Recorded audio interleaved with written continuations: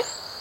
It's the sort of time they come out, but those are fairly dangerous. If you're in the way of water, they'll come at you. I know one thing is that they give birth to their young in the water. What they do first is they separate themselves from the troop or pod, and goes and gives birth in the water and stays there until the baby's old enough to come back.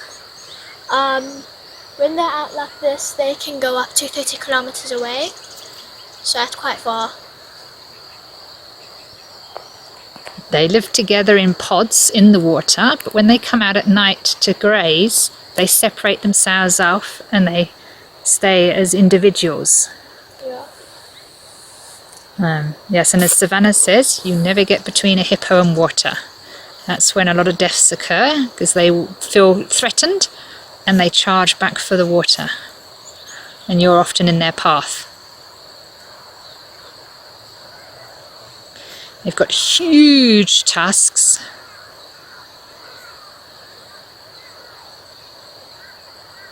You might be able to see them when he opens up his mouth, eating.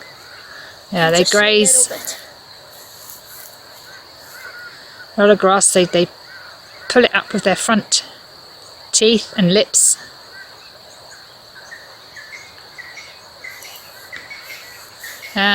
Why do they have a reddish colour, Savanna? Because they're sunburned. That's what a lot of people think, isn't it? But tell me the true reason. So what's the reason, Savanna? It's actually an oil they secrete. Which basically is a sunblock. Yeah, it's like a sunblock, isn't it? And they have it's what gives them their pinkish tinge. Yeah. How awesome is that, eh? They got small little ears positioned on the top of their heads. Yeah. Yeah. And their noses and their heads, and when they're in the water, they submerge themselves totally with just their little heads bobbing above the water.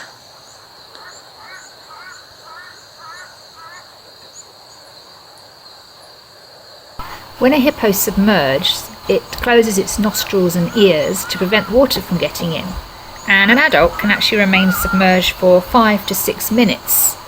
But a young, about a 2-month-old, can only remain submerged for 40 seconds. When out grazing like this, the hippos will actually eat between 15 to about 40 kilograms of grass a night, which actually, compared to their body weight, is only about 1.5% of its body weight, which isn't actually very much at all.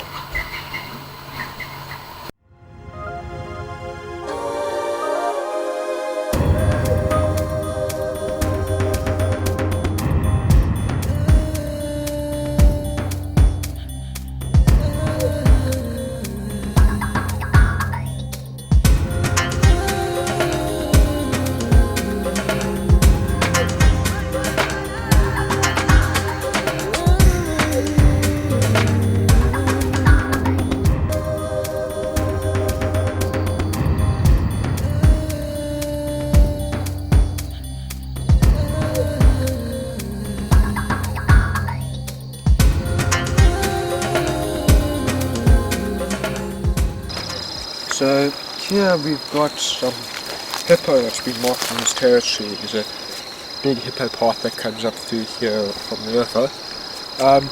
But this will probably be at least one male hippo that's come here. So there's probably a couple of male hippos in the stretch of river that come and mark their territory here. But they do it obviously to mark their territory for territorial reasons. The way they do it though, this here doesn't seem to have worked too well, whichever hippo's done this time. But when they excrete their dung, they flick their tail, which causes the dung to shatter into lots of little pieces, which here it's not been very successful because there's just quite a big dump here. No, it normally would have covered this whole tree. So it could be a female that's coming down this, but more than like, females normally always turn into water, so this is probably a male. Maybe a young male that's done it. Okay, so hippo marking its territory. And where's this hippo path, Cary? Show me. The path is down here. It's a very distinct path, especially this here you can see. Let's see. So Oh wow, it goes it's a big wide from the path, river. hey? They've also come up here, and I think they probably once come up here and turned around and ended up going. Yeah, you can see can't get up there. I can't get up trails there. in the mud They there. go up that side. Like Yeah, you can see they've got yeah, you there. can see where they walk up there. That Okay, I think it's a bit too big for them. cool. Thank you, Cary. Yeah.